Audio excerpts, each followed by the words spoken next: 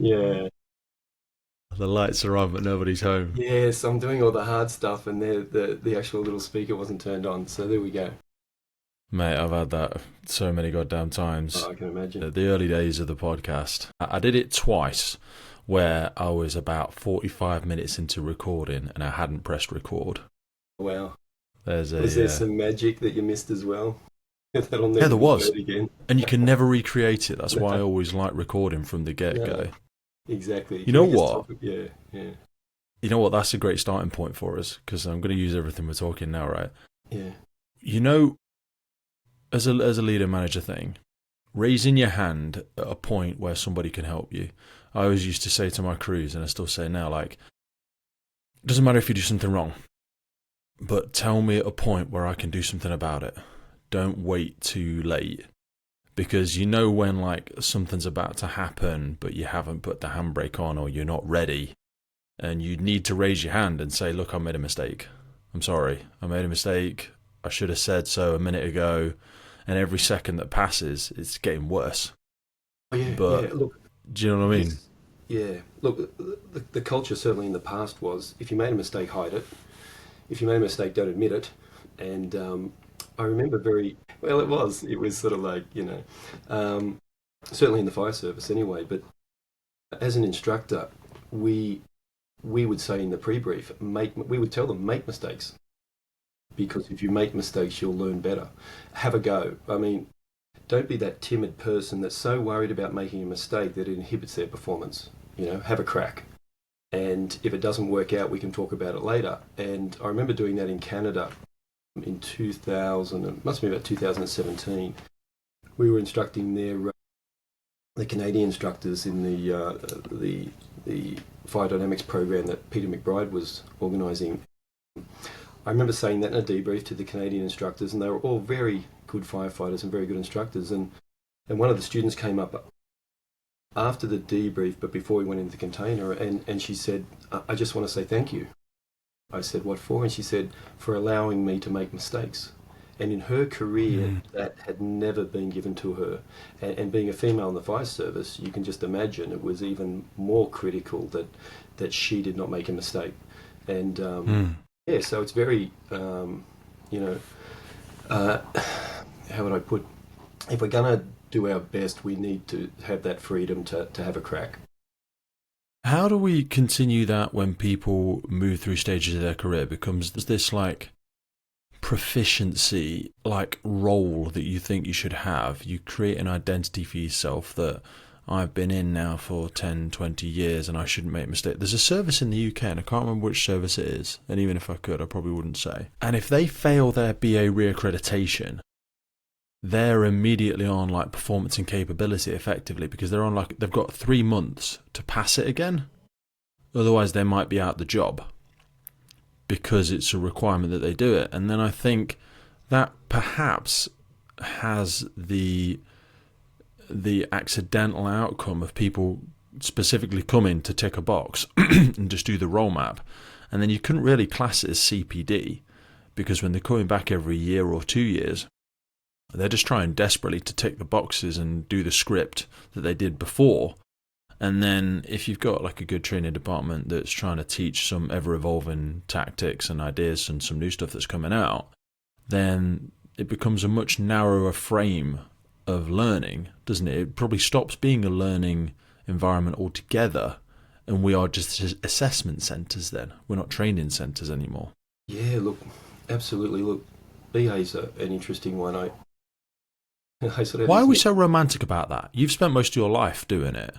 Like, I mean, it is firefighting, you know, yeah, so we think like, but if you fail your reaccreditation, you know, do people think you're not a firefighter anymore? Do people think that, you know, yeah, why have we developed that as such a, you know, identity attacking thing? We used to have these red dot things in our yeah, service.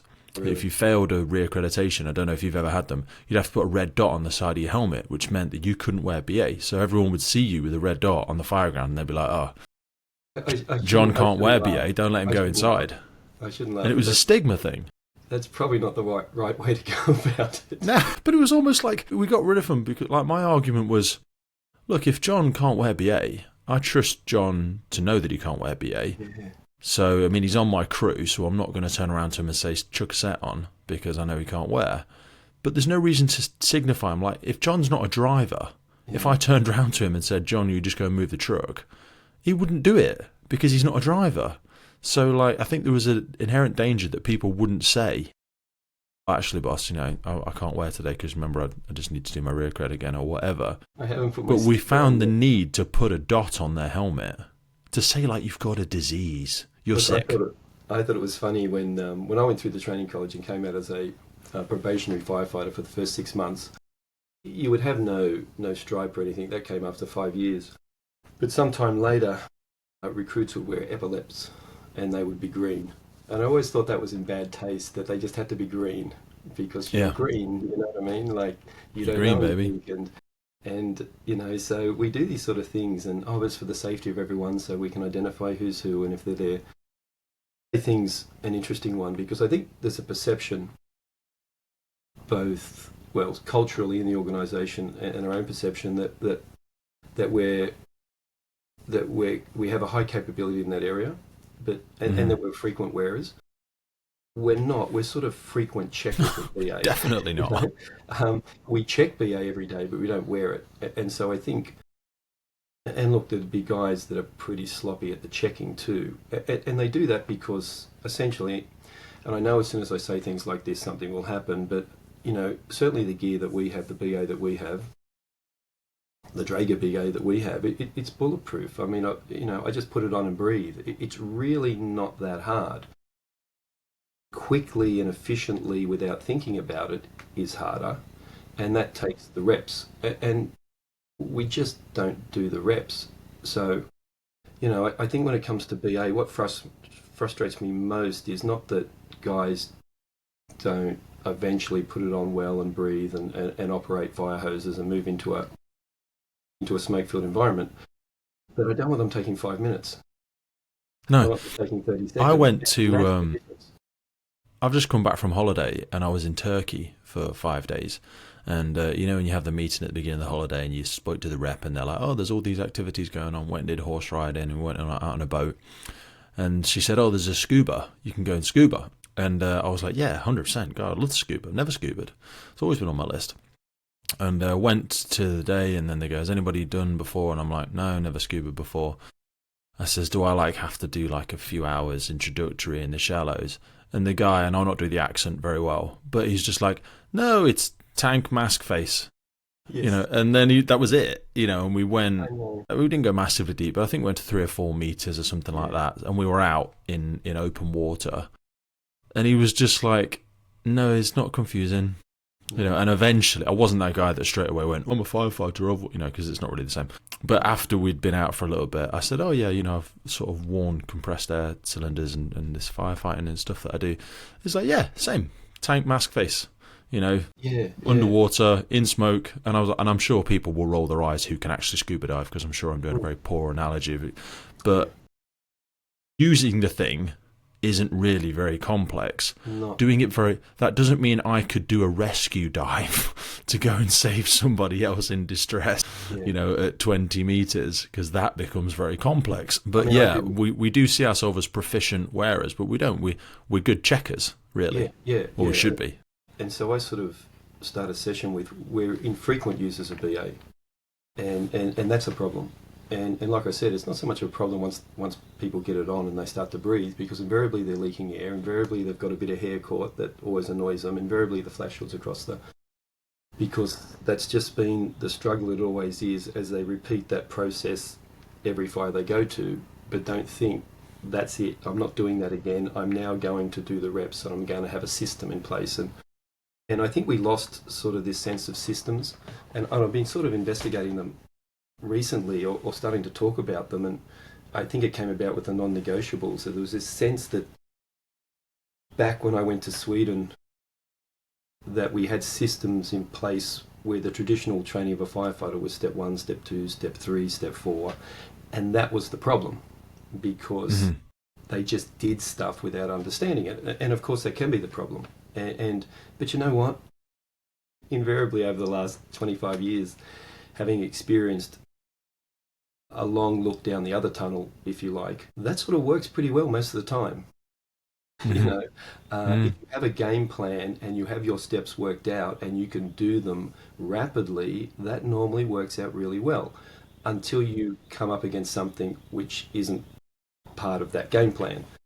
And that was starting to happen as our fires were changing, I imagine, from something that had been, cellulose-based fuel and building construction and so on. As that was changing slowly over 40 years, 50 years or whatever, I think some of those systems started to break and no one really understood why. But I think that we just don't throw those systems out. And when I did a presentation in Poland recently, and it was really about, I don't know if I spoke to you about this before, but an instructor once asked me a really good question. What would I say to my former self if I had the chance to time and talk to myself as a young firefighter? And it's a fascinating question because what it's really asking is, what do you think is really, really important now that you didn't know then? And it really makes you evaluate a whole range of things. And so I tried to imagine myself going back to 1987 and sitting in front of a 21-year-old and saying, look, they haven't told you this yet, but these things are really important. And I sort of broke it down to, and I sort of put it up here again, that there was some science I didn't know, but that wasn't sort of the big thing in a way. So the science is sort of understanding our job, and the next thing was sort of systems. So how do we do our job? And the last thing was sort of accountability and sort of expectations. So how do we do our job well? So what do I need to know? What are some systems that'll help me? And how do I make myself accountable? And this gets back to wearing BA. Like, do I just wear it shitty each time and just repeat that process and get frustrated when that happens? Or do I do some reps and get to a point where I've got a muscle memory of being able to put it on efficiently each time? So that sort of accountability and expectations is sort of what interests me now. I don't think firefighting is difficult in a sense. I mean, I think a lot of people do a lot more difficult things than we do, both physically and mentally. I think it's an incredible combination of both. I've always said that our job is being a firefighter is the hardest job in the world to do well, but it's the easiest job in the world to do shitty. Yeah, absolutely. In some ways, we're sort of let off the hook and not accountable for some of our actions because we can always blame the incident itself. Yeah, there's so many ethereal things. It's the difference between, have you ever heard the argument of complicated versus complex problems? No. Or systems. Okay, so this might be something, and might not be, but might be worth something worth noting to use because you're a much better speaker than I and you speak in a lot of places. But so complicated systems is like a combustion engine. A combustion engine is complicated, as in there's many intricate steps to it, but it's actually very predictable. Because if you just do these several steps, the engine will work this way. But it's not to say that building a combustion engine is easy. I couldn't build one. But that you could teach me to do it, because it's just a complicated system with many steps to it. But something that is complex, sociopolitics is an example, or things that involve physics that change in a moment, like a fire or a flood. But even those have calculatable elements to them. It's whether or not you have the instrumentation to be able to calculate them. And firefighting, I always think, sits somewhere in between the complicated and the complex. Because again, the systems that you speak about there, the procedures, the processes, the muscle memory, debunk the complexity to it. There's many steps to it, but I could teach you all of the steps and you could ingrain them as muscle memory, which would reduce the complicated elements to it. Like an engine, I don't actually interact with all of the combustion engine. I just put the key in and turn it. And then my involvement in that system has been reduced down to accelerator, brake and gears. Yeah. And then I can just doodle around in my little car. Firefighting, the complexities of it come within the physics elements and the ventilation profile and the type of elements that are involved in the fire and all that sort of jazz and the speed and the growth. But with thermography and a good understanding of building construction and a good understanding of ventilation control, you can reduce the complexity of it down to making it solely more of a complicated system and more of a complicated process. But again, I think where we are the true romantics, and I've had many of them on the podcast, and I love them for it. And, with respect, one of our colleagues that we've a number of conversations with and you've spent a lot of time with, he can make it sound tremendously complex because he knows a lot of the physics and the calculations and the mathematics. Yeah. But he also made a great argument where he's like, it's just, what did he say? It's just physics and chemistry. And you go, well, that's a bit like saying, well, God is just a miracle and 27 other series. And you go, well, yeah, it's a lot more complicated than that. But we do like to complexify this. The part of the podcast at times is I find we drag ourselves down rabbit holes for a bit of mental masturbation because it's fun. Absolutely. Yeah. But we don't have to look at this as such a complicated system, do we? I think that's the key point. Where is the balance? I think when I joined, the balance was too far the other way. It's just how hard can this be? Get in there, have a crack, put water on the fire, and so on. And we should still be doing that. It's easy to sort of throw the baby out with the bathwater and sort of say, well, that's bad firefighting, and you should have really have had a better understanding. I'm sort of struggling to word this. I think that there's a temptation to make what we thought was sort of simple and it wasn't more complex, and then the pendulum just swings the other way. Mm-hmm. And then we get into this, and this has basically been most of my career. I went to Sweden, and suddenly my mind is sort of, I'm useless, I don't know the stuff I should know. So then the journey begins to fill my mind with all these things. Whereas at least the last 7 years when I returned back to operations, but probably longer than that, I'm sort of trying to sort out how I make that not simple, but how I make that digestible and how I make that work. And I think that's way more important than just teaching the physics and the science, is what is important and what's not. And because I think I've taught a lot of guys and just made their job more difficult. And it's clouded the issue rather than cleared it up. And it's given them the same feeling I had of this overwhelming type of, I'm talking about the guys that really care, right? This overwhelming sort of sense that they don't know enough and they're not good enough to do what they should do.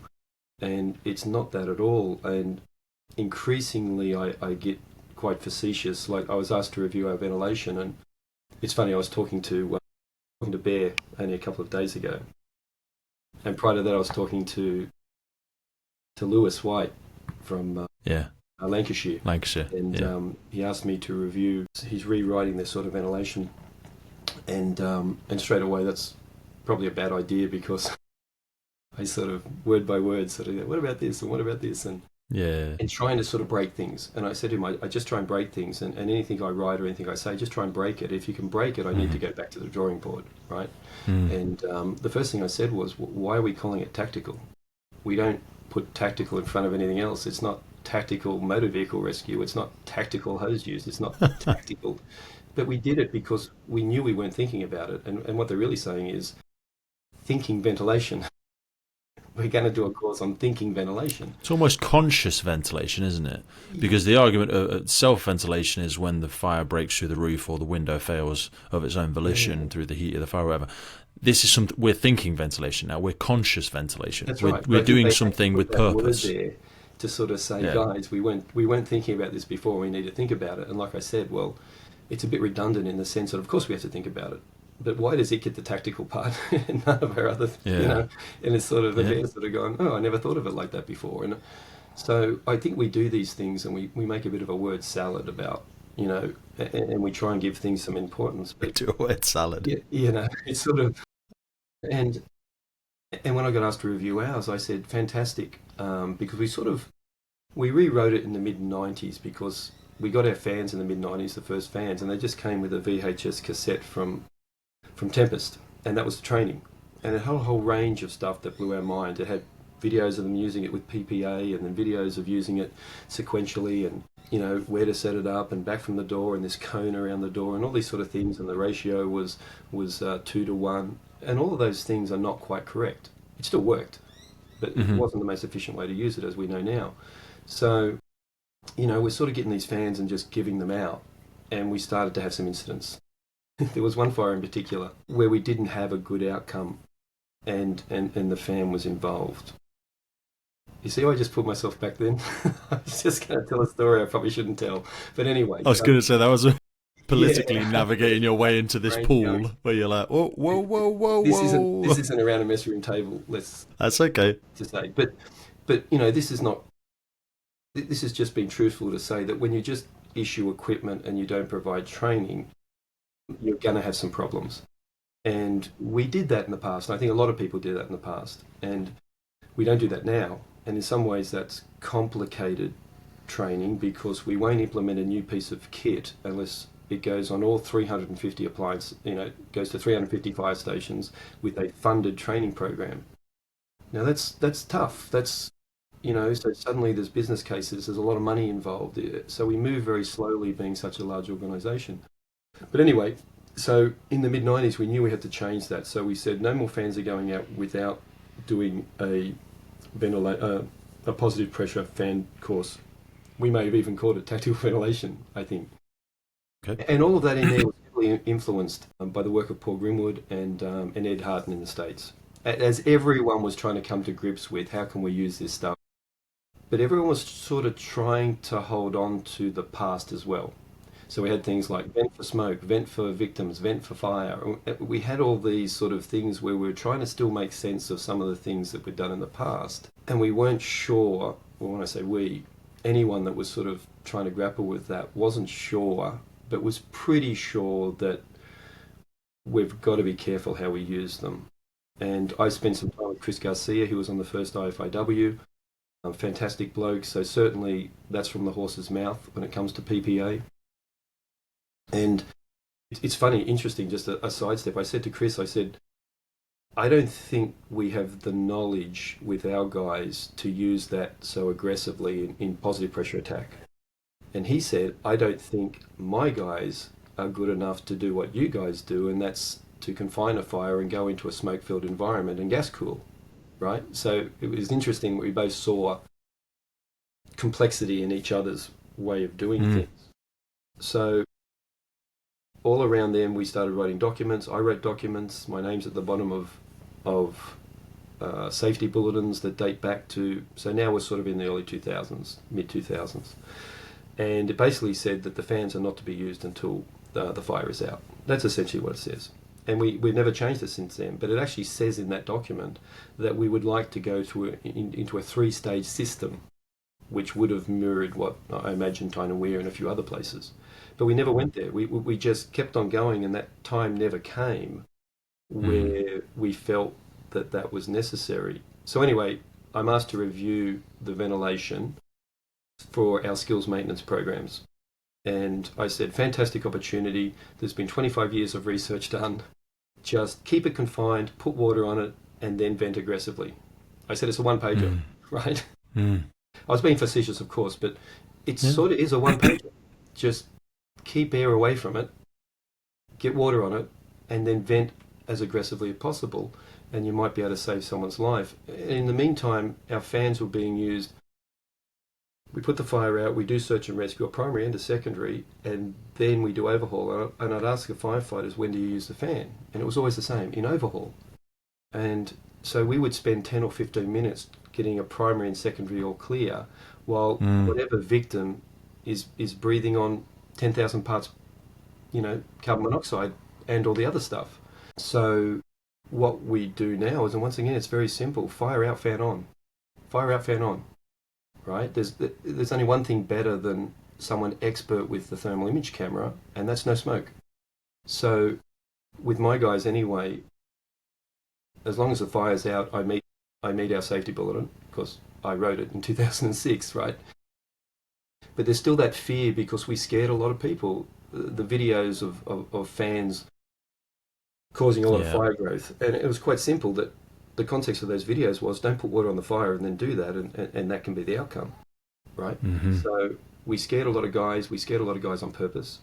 And the end result was that we relegated one of the best life-saving pieces of equipment we have, and that's the fan. To search a house in 30 seconds rather than 10 minutes, that's life-saving. So, Given all the progress that we've made in so many other areas, things like diversity, inclusion, bullying, harassment, advocacy, God, so many other things. I'm sure we could play buzzword bingo. Yeah, whatever. Is there an underlying feeling of good enough when we look at something like that? Because firefighting is the thing we started doing. I just did a big long episode with Mike Stacco about Braidwood. Because we're on the anniversary of it now. And there's some great stuff, by the way. Oh my God, I can't wait to release that. This is not me trying to promote an episode, by the way, but just some of the things he was observing and in his notes, in his diary around layers and air entrainment and just things he'd picked up that he'd noted down. And you think, how much more did he not note down? Because, how much time have you got to sit down and write in your memoirs in a day?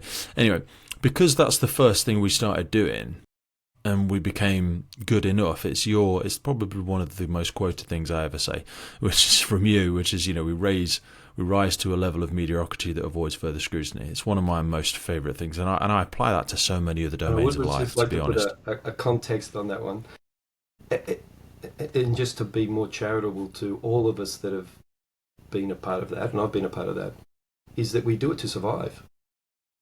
Because we've just got to know so many things that you start to prioritize, and that just means that some things that we're either not being so accountable for or just don't matter that much. And I always compare it to I need to tell my guys to stretch hose and to practice that element of it, but I don't need to tell my rescue guys to cut a car up every week. There's just this incredible different level of accountability when they rock up and the AMBO says to you, if we don't get this person out, they're not going to make it. There is no going defensive, there is no going fourth alarm, there is no going exterior attack. There's just you, and hand on heart that you're it. So you're not going to skin that door, and you will know 20 ways to drop the side of that car, and you'll know the operating pressures and hydraulics of every single one of your tools. Ask the same firefighter if he or she knows that about the water hydraulics of their hose line, and they just don't, because they've just compartmentized where do I need to be in my disciplines and the many disciplines that make a firefighter, and they do that to survive. Because my interest lies, I can nearly sort of leave my rescue guys to themselves, whether that's vertical rescue, whether that's, we have dedicated accredited rescue stations. In New South Wales, what happened when I joined in 87, in 91, up till 91, if there was a road accident, police went, ambulance went, and we went, all statewide forces, and whoever got there first just did something. So we all had some hydraulics, and we'd skull drag people out and so on, and there were, I'm so sad to say, arguments, maybe even fistfights at MVAs, and they said enough's enough, and in 91 they said we're going to allocate accredited rescue stations, and the fire brigade got the majority of those, and it was pretty tense when the police lost most of those. So imagine turning up to an MVA now, and the police, the ex-rescue unit from the police turns up also, and then stands next to you waiting for you to make a mistake. Yeah. It was a pretty terse for a couple of years, but it also meant that the guys that said I want to go to one of those stations were guys that really saw themselves as wanting to be better at being a firefighter, and that's sort of, culturally they're known as rescue dicks, but it sort of flowed onto a whole range. How they operated in most cases, they tend to be seen as that sort of... You find that in our culture as well. People that gravitate to a rescue station or a USAR station or join UK ISAR, they're just firefighters that kind of got fed up, I think, with working alongside other people that weren't super interested in the same way that they were. Now, these other people were competent and safe. I'd say in air quotes, but they weren't romantics. Like, they weren't really interested in how do we shave another 10 seconds off this. Well, we all talk about the football or the cricket around the mess room table, but at those other stations, they're more likely to talk about how to be better firefighters. And yeah, which, to be honest, I've found that once you start that, all guys and girls want to talk about how they can be better. I mean, I've always believed that the biggest motivator is to be seen to be good at what you do. And if you can give them that, it's amazing the reaction you get. And the thing that keeps on going in my head is that, because I went back to operations 7 years ago, from going from a job for, I had the best part of 15 years where I did sort of I was given a great deal of latitude to say what I think is important and what we should teach recruits and what we should teach firefighters. But really my level of sort of accountability was low, in the sense that once we'd trained them and they left, it was, okay, who have we got tomorrow? And start again, rinse and repeat. Conveyor belt. So in some way, I was having a huge impact in saying this is how we're teaching people at the task level to fight fires, whether that's door entry, whether it's gas cooling, whether it's, all those things. But we had guys coming back that were worse than when they left. So when I went back to operations, to sort of see, well, where's that breaking down? And it's breaking down at the local leadership level, essentially. So at that station, we're not equipping the officer to have a sense of how important their role is to set expectations and then live up to those expectations. And then go to the next level, which is the level I am now. I have 15 or 16 fire stations that I'm in charge of on C platoon. Well, what role do I play in that? And I think, well, I have a compliance role. And I think when we look at that word compliance, we think it's about, well, I'm going to get angry at you if you take too much sick leave, or I'm going to get angry at you if you're not dressed properly. Now, that compliance is really, if we decide we're going to fight fires in a certain way, I'm going to hold you to that. But as soon as you leave that aside, then you are just relying on guys, those couple of guys that can do that without you needing to do that. But it's amazing if you do that and build that sort of setup, that the majority will want to be that person. That's been my experience anyway. Just realised an irony in what you've said there, not in what you've said as such, but how I overlay that into a lot of the UK. So our firefighters and our leading firefighters, or crew managers, crew commanders, still go back and do breathing apparatus, CPD and reaccreditations and stuff like that, because they still wear breathing apparatus. But in the vast majority of services and brigades, the watch managers, sub-officers don't wear BA anymore, because it's not part of their role map as such, and it's not considered that that's going to be a role they're going to take up. And it was an issue that showed itself at Grenfell when you saw a lot of sub-officers stood outside because you got one on every truck, effectively. So they don't almost keep the qualification up, is that what you're saying? Or they don't have... In a lot of services, in some services they do now, okay. But in a lot of services, in my service as an example, we don't require our watch managers to wear breathing apparatus unless you work in the training department. So I've maintained mine, but only because of where I sat for a period of time, most operationally. But then the irony comes, as I'm sort of trying to piece together what you said there as well. So we retrain and develop our firefighters and our crew commanders, our crew managers, our leading firefighters at the training school, and then we send them back to station where they should consolidate and embed and consolidate that learning. But the training sessions are being led and assessed on station by the watch officer, who is operating from a very old mindset when he goes, so John, let me give you some feedback on the way you've just done. I saw you do A, B, C and X, Y, Z. What I need to see you to be doing is 1, 2, 3, 4, 5, 6. And then what invariably happens, and I've had it many a time, is a watch officer will ring training school and go, what are you teaching them now? Because they've come back and they've done this thing and they've said they need to stay low, and they seem to be not doing as much personal protection. They don't seem to be sweeping and stamping there. I mean, one of the crews just seemed to rush through that first room and I didn't like it. And I'll sort of go, well, talk me through what was in the first compartment. Well, I mean, the first compartment was relatively clear because we just smoke logged the first floor. So they moved rapidly through a clear compartment on the ground floor. Yeah. Okay. And you're going, yeah. Sorry, help me understand what the problem...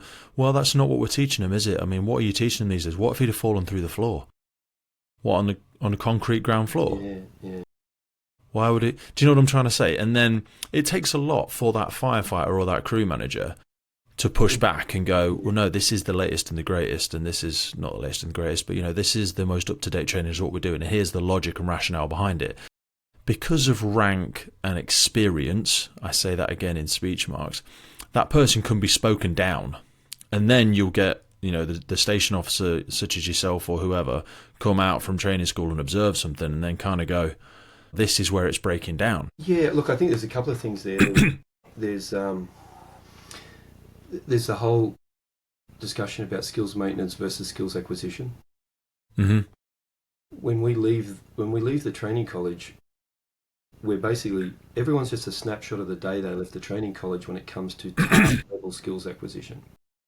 So moving hose, using hose, just the task stuff.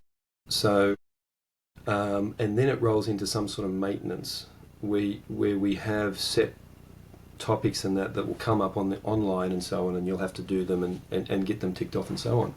The problem is that if you've got a guy who's been out for 20 years, there has been skills acquisition in that area. So I say to some of my guys, because I'm in an area where most of the guys have been in for 10 to 30 years, I say, do you think we now train recruits differently to how we did when you went through? And they go, of course you do. And I go, so when do you get that skills acquisition of those new techniques?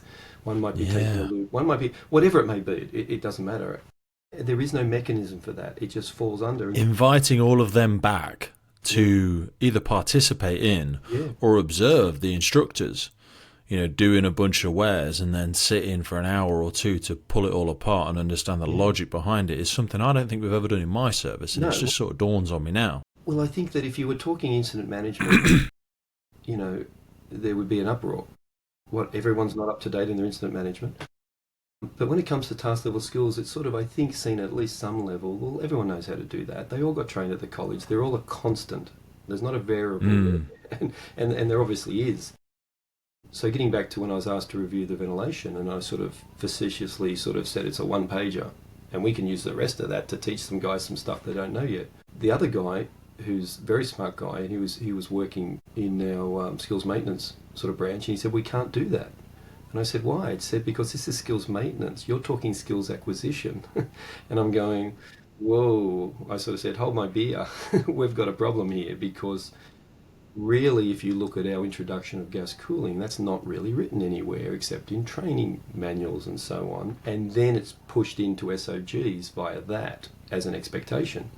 So, you know, we unfortunately, well, not unfortunately, we used to have what we call, and this must be a British thing too, readers. We had the blue reader, the green reader, the red reader, the white reader, which was a folder, which was your encyclopedia, your one area of truth. So when I joined, it was the blue reader.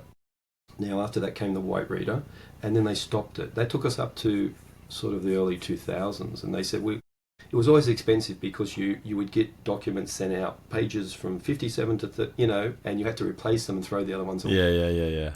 And it was laborious, and the internet had come along, and they said, well, what we're going to do is we're going to have all of that in PDFs, and you just download them. And by definition, you will download the latest version, and which is perfect. But we didn't write them, right?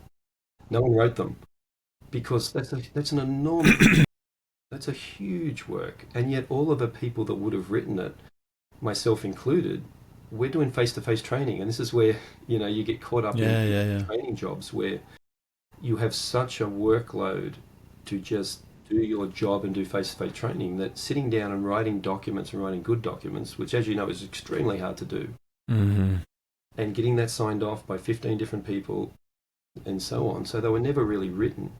So we're sort of in this place where a lot of the stuff that we do and have done for a long time in terms of task level skills and so on is in training documents rather than written in what we would have called some sort of doctrine. Mm-hmm. So that makes it difficult as well. So, where's this written comes the question. Or if guys are going for examination for station officer or above, they will make reference to the white reader. Now that stopped being a thing in 20 years ago, but it's the last printed thing. You see the problems we've sort of got. So, Yeah. and it's no one's fault. Essentially, everyone's, if anything, it's the fault of just being overworked and guys sort of prioritising face-to-face training over sitting down and writing documents, which no one sort of loves doing. And it's not something you can just give to a light duties firefighter who can't work at a station because they're injured, so we're going to give them a job if the expertise isn't there. So I'd imagine that's why in a lot of fire services we do persist with outdated doctrine, we do persist with outdated documents on how to do things. And what you described with that SO, I've heard that so many times as criticism of training units and so on. But here's another take on that. And what you said is exactly right. The person that's evaluating them and saying whether they're doing it right or wrong probably can't do it right themselves, because it's no longer a skill that they use very often. So if I'm the firefighter and I'm getting dressed down essentially by someone like that telling me I'm not doing it properly, all that's going in my head is, well, you're not doing it and you can't do it and you don't have any right to tell me whether I can do it or not. I'm not saying that, I'm thinking it. All I'm saying is, yes, sir. So that doesn't work either. And, it's the classic, when you're working in training, don't ever ask them to do something you can't do and that you can't do very well, because your credibility is everything. Now, if you're going... There's a really funny... do you know who Paul Coombs is? Yes. I don't think Paul's anyone amazing. could not know who Paul Coombs is. Well, I think there will be a lot that don't, but he came on the podcast a number of years ago. We need to have him back on. But I remember one of his many incredible drawings. He has such a gift for translating some of our challenges and putting them into visual representation. And there's one of a highly decorated officer in some capacity, very skinny, long-nosed individual, and he's looking at a bunch of hairy-ass firefighters covered in, soot and stuff like that, and he's holding a clipboard, and he's saying, I don't know how to do your job, but my clipboard says you're doing it wrong. And that's just it, isn't it? And you're like... and the clipboard is dated like 1984 or something like that, like 1980s BA procedures. And then it's like, I don't know how to do your job, but my clipboard says you're doing it wrong.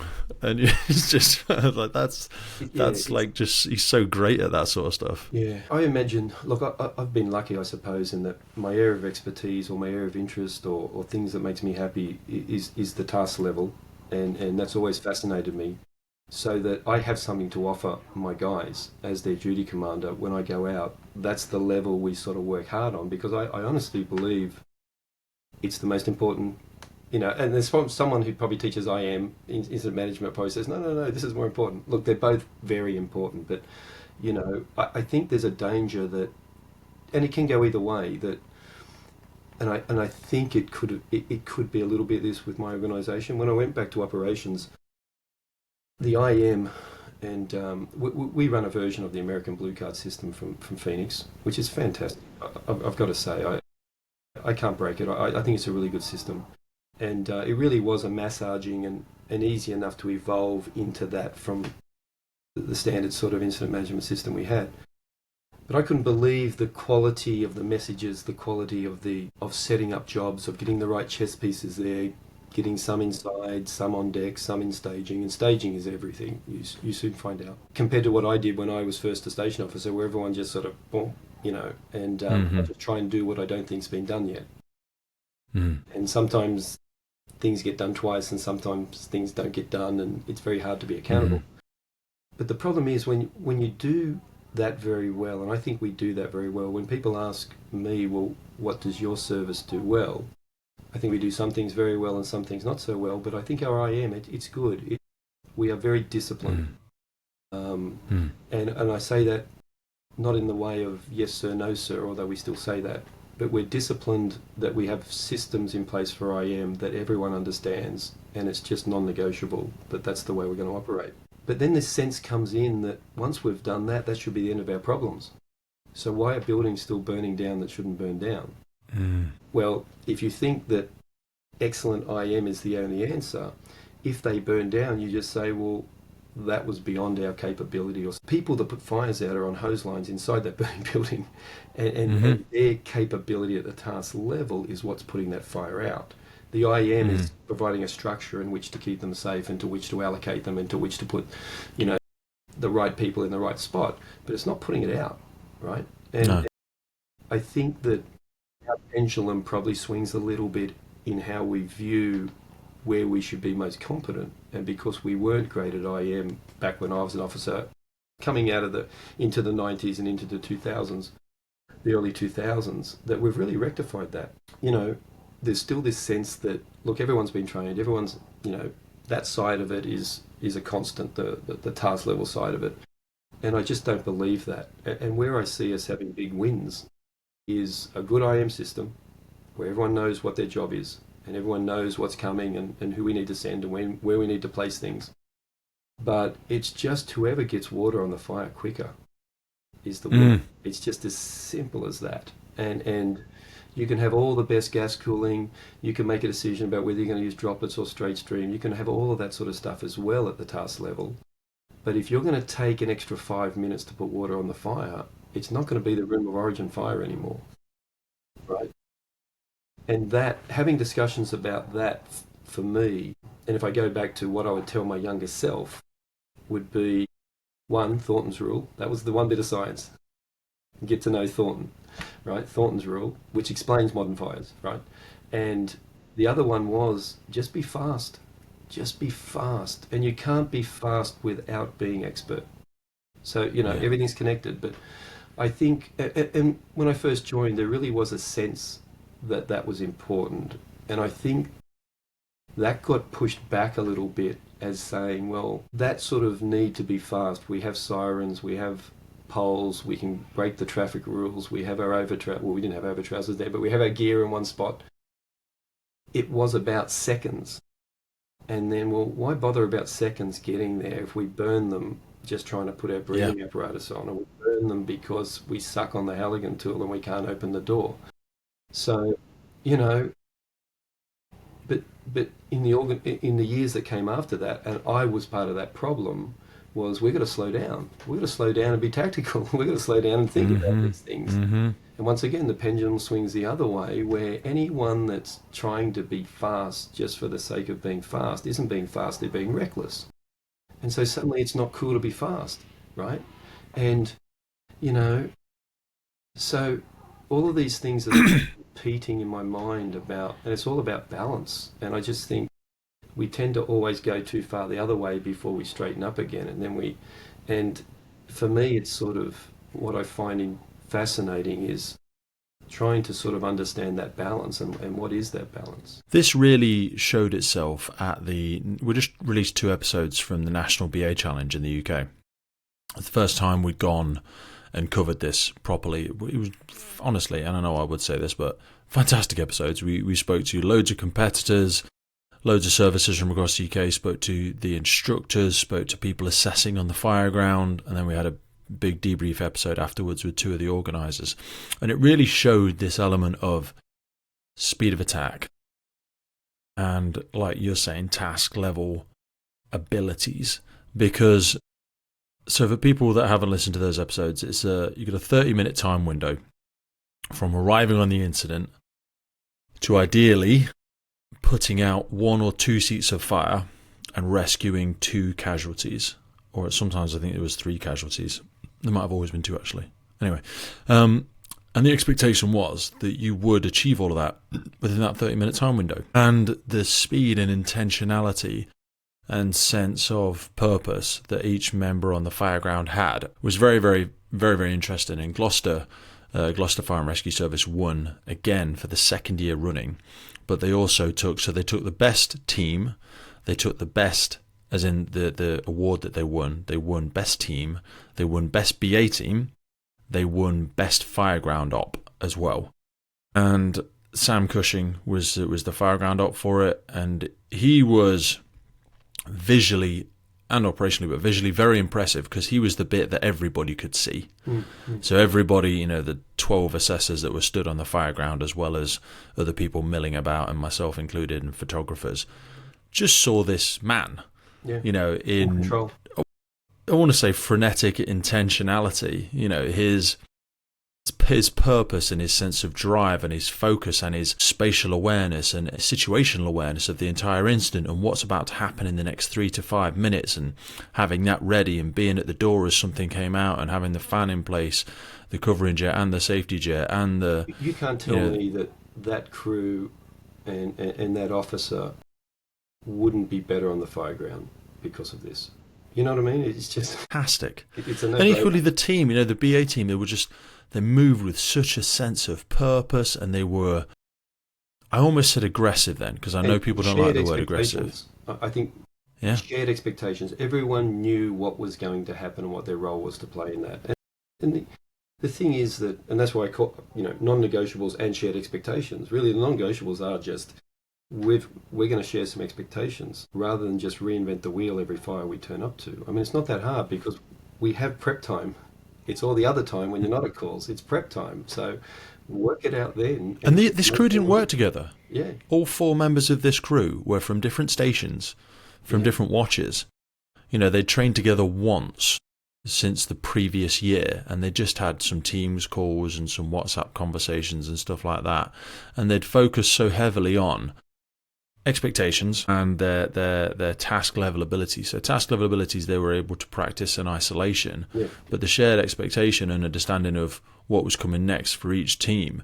But listening to the conversations, A, that were happening in the bar after the awards and stuff, and B, some of the conversations that we had on the podcast, was the crews that were very slow were gripping hold of a sense of higher safety. And again, it's not inherently an attack on those particular individuals. It's a cultural approach that had come from the organisation that they worked for, and a tremendous discouragement, or perhaps fear-inducing terminology around the cost of getting it wrong. And we created, as you've said before, the timid firefighter in ways. Yeah. And I'm not sure that's just a neutral outcome.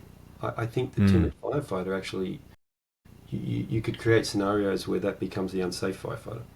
You know what I mean? Like, it's actually it's actually sort of paradoxically making an unsafe firefighter by trying to be too safe, right? I mean, you can easily come up with situations because, the classic one is the fire will just get worse the longer you take stuffing around trying to interpret it rather than acting. And we all know that at some point, some action is better than nothing at all. But there's also, sometimes the best thing to do is to do nothing. I mean, all of these things are happening.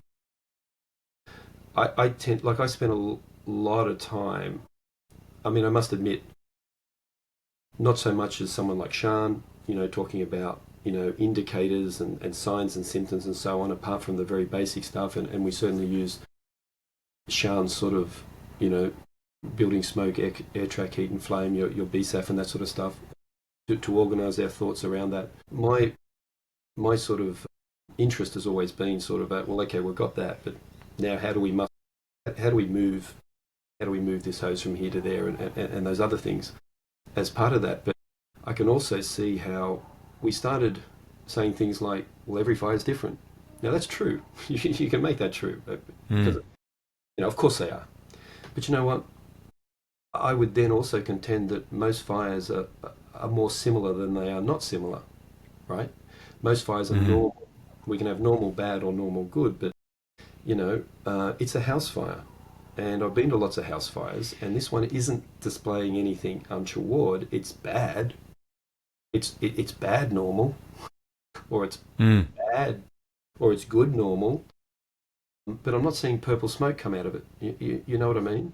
So, and bad normal may be that I don't send anyone in and we do X, Y, and Z, and good normal might be that we do. But once again, it's very easy to make people with backdraft cells and bang boxes and what I would call a European type fire gas ignition cell where it rolls over the top. All that. Now, if that's an important part of the training, which I would probably say rarely happens in reality compared to normal, and what mostly happens, there's no wonder that young firefighters are afraid of opening a door and entering into a building. You know, and one thing that I suppose, for want of a better word, I brought back as part of the Swedish system was door entry. Now we had no door entry. It was just between me and the fire, right? Kick it down and get in there and have a crack. And we brought back a very structured, and you've heard me talk about that before in terms of correspondence I had with Paul Grimwood about, oh my God, I think we've produced something we didn't want to produce, and that was the Mark I short pulse robot.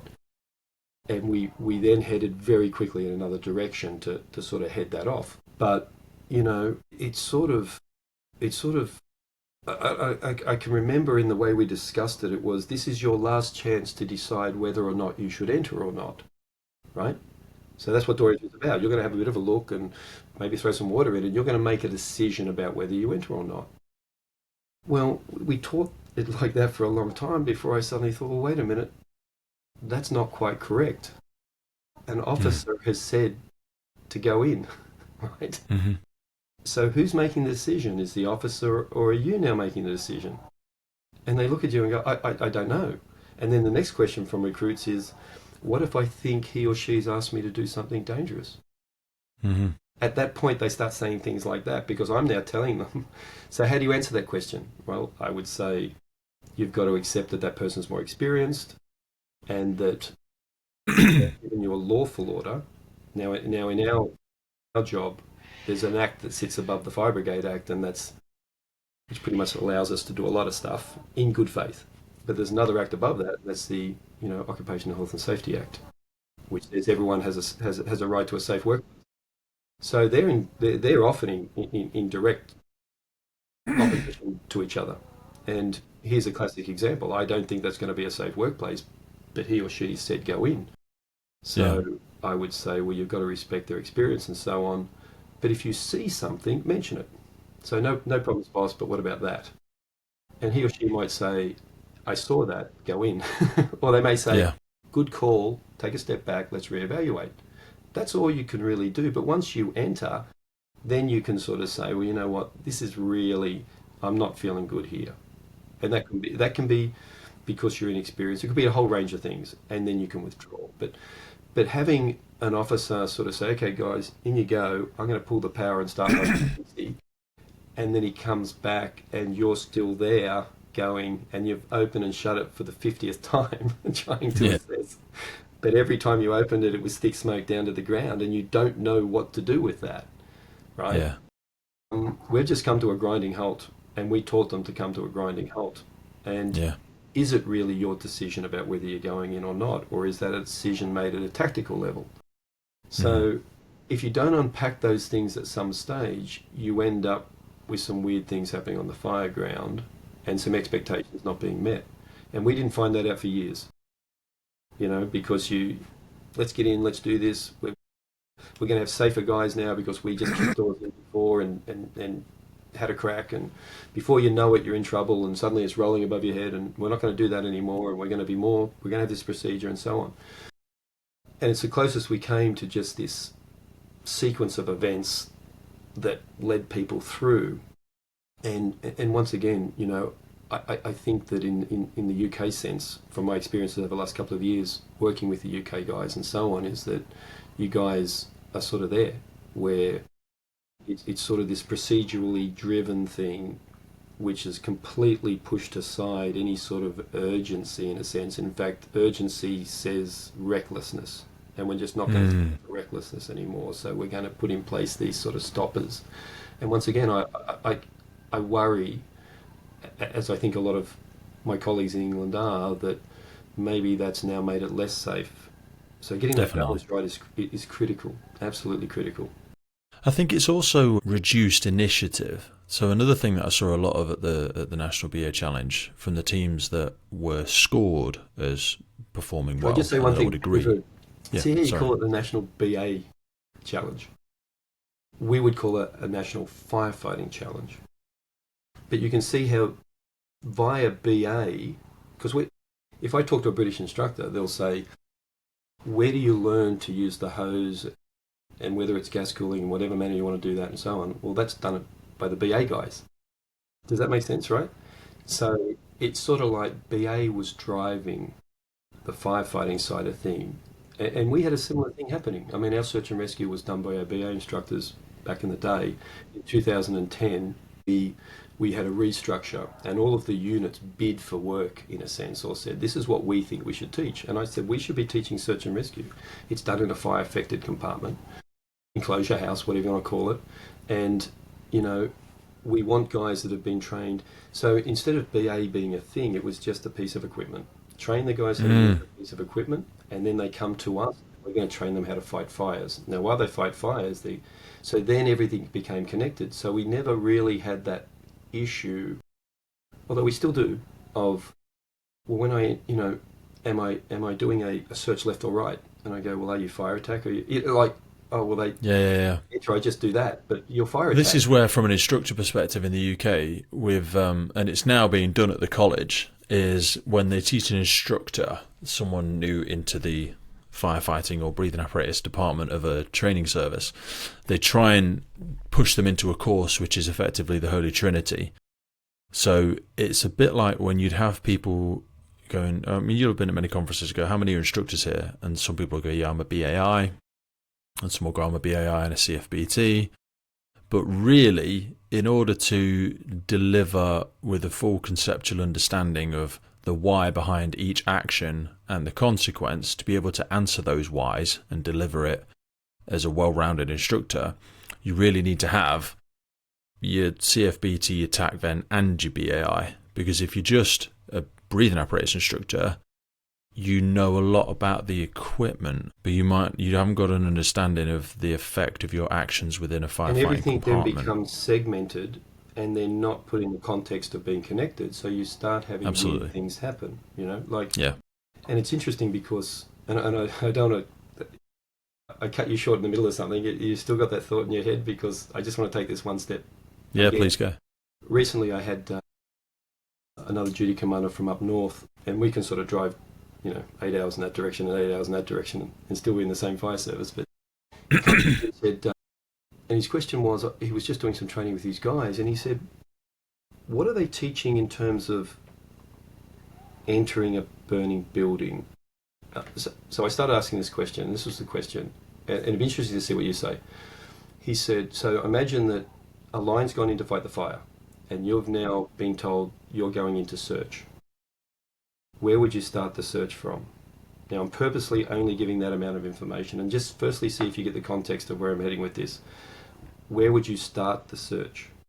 Just a normal residence. So I want to make it super generic. From the first door of entry, because in my understanding, most victims are found close to the exit. But if I'm sending a team in just to fight the fire, then I would expect them to have looked for, I expect them to have looked for flow paths and ignored anything else and seeking out the fire. Whereas I'm going to go in and start from the door and do a full search, ideally, staying nice and low just with my thermal imaging camera, because there may very well still be a casualty in that room if the original team has stuck to the brief of going in to fight the fire. Is that what's taught, or you sort of left? That's not what's taught, no. Okay, so we don't do that. That's just what I would do. Okay, yeah. Okay, so here's the problem we had. Like, some guys would just go, so front door of the house, and just say the fire was at the back in the kitchen. So another line's gone in, and they've put that out, or they're just about to, and in comes that second line fairly quick, and they go, right, we want a primary search. And it's only a residence, so it's not like they're allocating any sort of large areas. It's just in you go, start to search that house for the primary. And once again, without putting the fan there and clearing it in 30 seconds, they've now got a search. A lot of guys were saying to my colleague Tony, they were saying, well, we're going to turn and search the first room and do a right or left-hand search of that first room. And he's gone, oh. Because what he was expecting and wanting them to say is, and it actually says in some of our older manuals, that if all things are equal, with no better information, you will search back from the fire. For two reasons. One, that, and this definitely suits an earlier fire where there is survivable Yeah. down low, right? Because it came out of our blue rotor, which would have come out of our, we're talking about stuff that would have been 50 even. And the idea was that they are in the most dangerous position being closer to the fire than if they were further away. So we're going to search back from the fire. And it also means that as we search back and our air's going down, we're going towards an exit. And we wrote that in our search and rescue. That is in there. And it's very much if all things are equal. Like, there isn't a kid's bedroom there and we just want to have you know what I mean? And he thought that's what they should have said, but instead they go, no, we're going to search first room left and we're going to do a search pattern. So in their mind, it was about a search pattern rather than a simple question of where are you going to start that search from. And the more guys I asked of my own guys, the more that was a problem. Guys, firstly, didn't know how to answer that question because I'd never really thought about it. But to me, that searching a room and doing a left or right hand search, just that language itself is straight from BA training, is straight from search, as opposed to how does that work in a fire affected structure? That added context and so on. And there's lots of little bits like that where we haven't connected it to anything. It's just that's training done in isolation. So at BA training, they go, right, we're going to teach you how to search and rescue. Here is the room. Now, we don't have thermal image cameras because we never did before, right? We're now going to teach you to search around a right or left-hand search to ensure that room is covered. And we're going to swing out and do these ones, and we're going to throw our leg out, and we're going to keep a shoulder on the wall. Well, once again, with a tick, you would just get to the door, you'd scan, and if there was nothing of interest, you would move on, right? If there was something of interest, you'd investigate. So that would be the best way of doing a very quick primary. So we're still sort of working in the past. We still have more modern tools, and all of that is just mixed up. And then I add this, well, what about searching back from the fire? So it wasn't a question about how you searched a room. It was a question of where did you start your search from in a global sense. So, and they're the sort of problems we've got, that it's bringing that old stuff into the new and we never had a fire training section. When I started that section in 2003, there was none, which seems really weird, but I would contend that you don't either. You have a BA section, and the BA guys teach everything that you might do inside a smoke-filled environment, and that's based on the equipment that they're wearing, the breathing apparatus, rather than all of the other things. Whereas we just did a flip and said, that's just a piece of equipment like our tick is, like our hose is, like our nozzle is, that enables us to be in that environment to start with. Teach me how to use that piece of equipment, and then I'm going to be taught how to fight fires with all of that equipment. And that was a fundamental change too, because everyone would sort of say, well, who are you guys? Well, we're the fire training team. And they go, who's that? And I go, well, we're the team that's been asked to train guys how to fight fires. And it was sort of like this novelty that we're going to have a unit that trains guys to fight fires in the fire service, right? They're not a recruit instructor. They're not a BA instructor. They're not a rescue instructor. No, they're a firefighting instructor.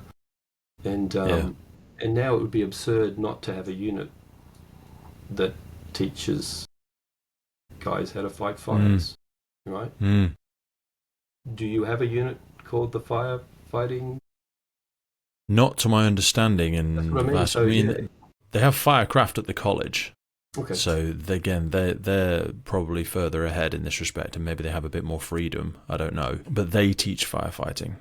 Yeah. Whereas in most services, you will have a BA department.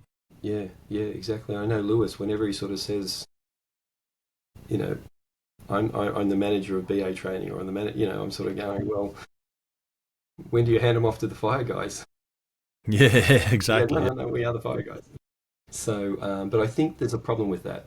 That labeling also gives a context and a cultural meaning to it, which I don't necessarily think adds value to all the things you need to know that are specifically about fighting a fire and have nothing to do with the equipment you're using, in a sense. I wanted to force us in a sharp left turn. I want to be respectful of our time, but also one of the things that we spoke about, so we had a conversation earlier on in the week, funnily enough, not funnily, but strangely enough, around mental health or mental well-being, which again seems a bit buzzword bingo, but it was off the back of some personal challenge that I'd had recently. And then we kind of got into the bowels of discussing the arc of our sort of mental fitness and our mental well-being, and how, for me personally, I didn't think it was ever something I'd ever particularly struggled with. And then trying to really identify when something had started to feel a little bit different and what I wanted to attribute it to and how I wanted to respond to it. And you very kindly opened up about a few different scenarios and situations, and you'd attended a flurry of fatal incidents recently, but equally for yourself, it was something that you said you'd never really had the fullest of understanding for, and we were trying to sort of delve into why, given the wide operational career that you've had, sort of if we tried to teach, because this is again something we never really teach, we don't really empower people with, it's like assumed resiliency. Yeah. I don't think we really, how do we give people the tools, and that, like, because you said yourself, like, it's not something you in speech marks feel you've ever massively struggled with. No. But then if I had to ask you, if I pushed you into a corner now and said, well, how can I ensure that? I'd love to have a career like yours, John, and go through all of these challenges and attend all of these interesting fatal incidents, but not have to carry the burden of that. I've been thinking a lot about it since we had that conversation, actually.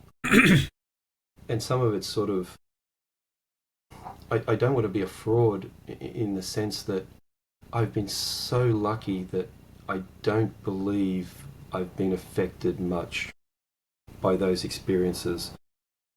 And I don't want to speak for someone who has. I just want to speak for me. Yeah. And I worry about it more now because I have a sense that when it does hit someone, it comes out of the blue. So we could have this conversation now and then, next week, I'm taking time off because I just, things aren't working for me. So I really wanted to put that forward first, that I'm certainly no expert, but I can give you my experiences and what it's been like in my career. Absolutely in the past, no organisation, if you go back to the 80s, 90s, 2000s even, it was a struggle for all organisations to come to accept that they hadn't dealt with that with their staff at all. And and I don't want to go, but everyone knows, be tough, don't talk about it, all that sort of stuff. By the same token, I mean, my wife at the time always knew I had a bad core because I just didn't talk about it. So I was very much the talk about it at length at work with my peers, but when I got home, I wouldn't talk about it. And I tried to sort of think about why was that the case, because I'll talk about fires and work to anyone that wants to listen. Yeah. I think there was a sense that why share something unpleasant with someone else when they don't have to hear something unpleasant, So, so certainly I didn't sort of just push it down inside. I just felt that, one, I was fine, and why make someone else have an unpleasant day by describing an incident which was unpleasant? And I think the first thing I said to you was that I tend to look, and I still do. I worry that something might happen, but nothing has, because there's just too many instances of guys with long careers that you would never have thought had problems here, and then they do. Now, whether it's the cup, filling up type analogy, which is once again, I don't make any claims to be expert in that, but that seems to make a lot of sense, that analogy. And maybe mine's close to the top. I don't know. I found that I always looked at it positively, in the sense that I called it a wake-up call, and it made me look more closely at what was important in my own life when I see someone else have a tragedy. And I was always a rescue firefighter. A lot of MVAs, trains, building collapses. We had a big one in 1999, I think, from memory, Thredbo, when a whole ski lodge went down and so on. And one of the ones just recently was a cement truck turned over on a tricky, steep driveway on a Saturday morning, you know, and I'm sure that whoever was driving that wasn't thinking that that's how Saturday was going to end. Mm-hmm. The wake-up call is that's a bad day for everyone involved, and that will just fan out through family and colleagues, and everyone's going to have a bad couple of weeks, months, years because of this, if not for the rest of their lives.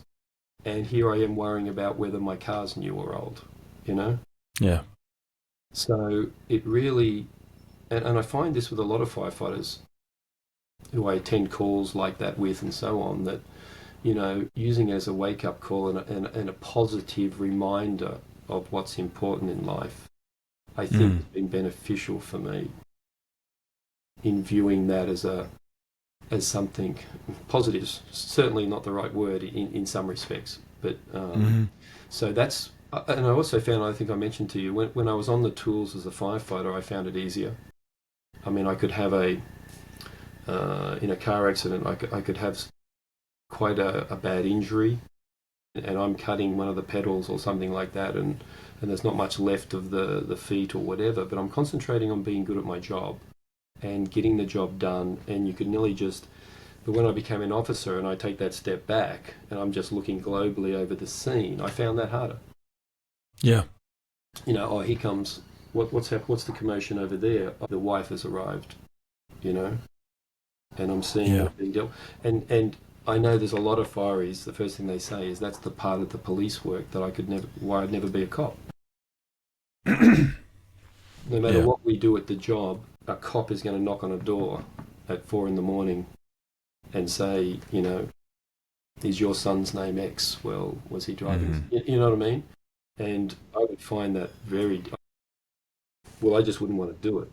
Watching someone fall to pieces on their doorstep. Yes.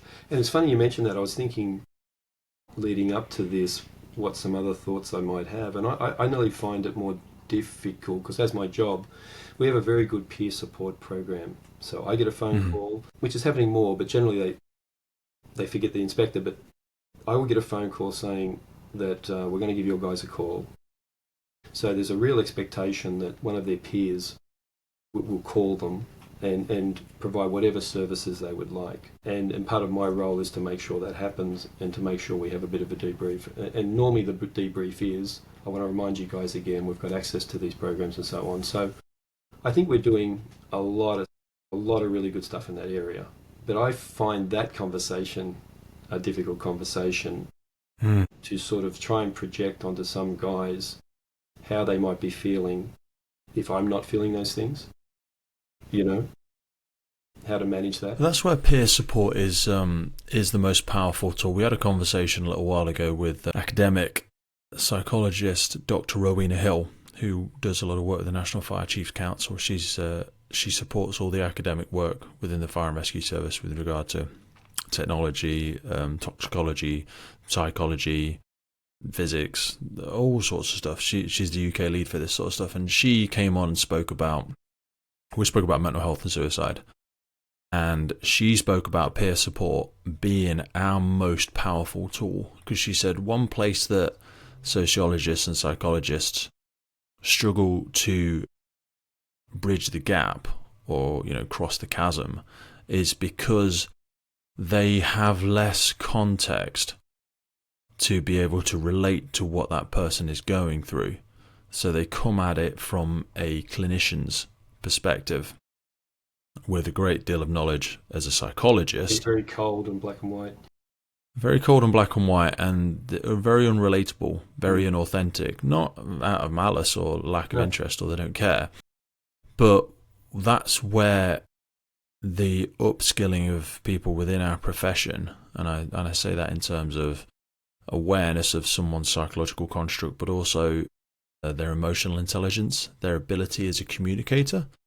I don't think we ever work on that, you know, our ability as a communicator, because peer supporters, is the most powerful tool we have, because what she also said when she listened back to lots of transcripts and interviews from a psychologist or a clinician with someone going through a traumatic episode or a time of low mental well-being, is the first responder would sort of self-censor the context of the conversation for the listener. So to protect the clinician, in their mind, they would censor a lot of what they were talking about, or the detail, or the graphicness. Yeah, it's the same as exactly. me not sharing with my family. Yeah. Absolutely exactly the same.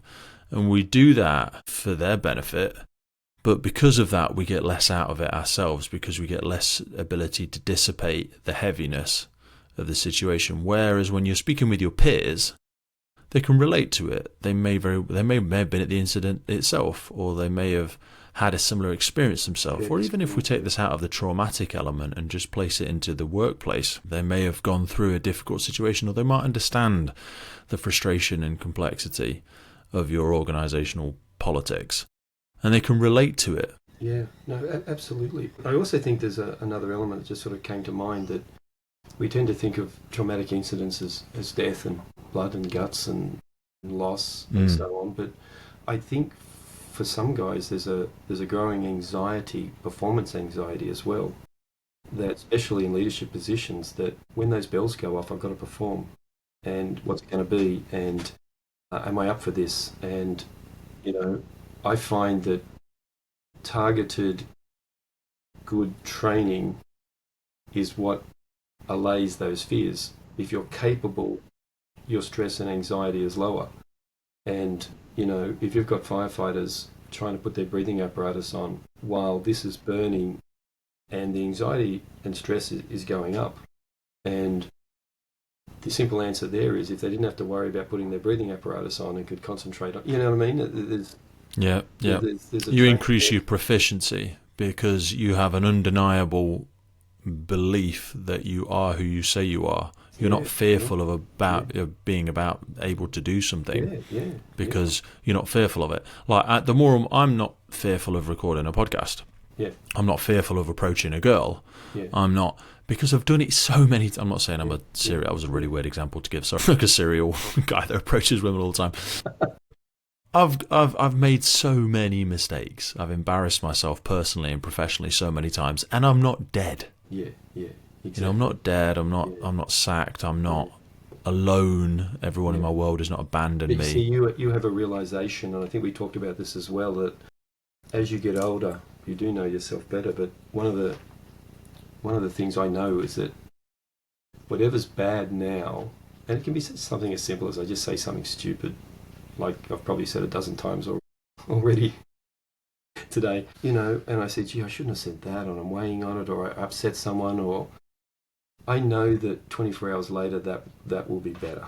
I just know it. And we're talking about the stoicism of understanding. Once you can understand that, I this know too this shall will pass. be better. Yeah. And I know that this will be better tomorrow.